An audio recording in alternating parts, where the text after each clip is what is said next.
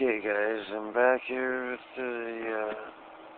my American Series AC, and I watched a video a while back by Windowstweeker, and he talked about this screw and unscrewing it and nothing happened.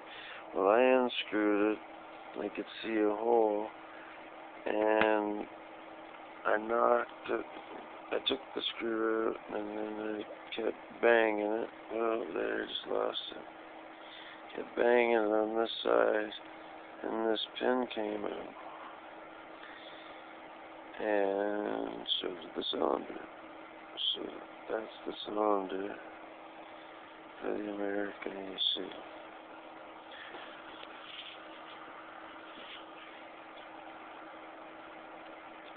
That's the key there.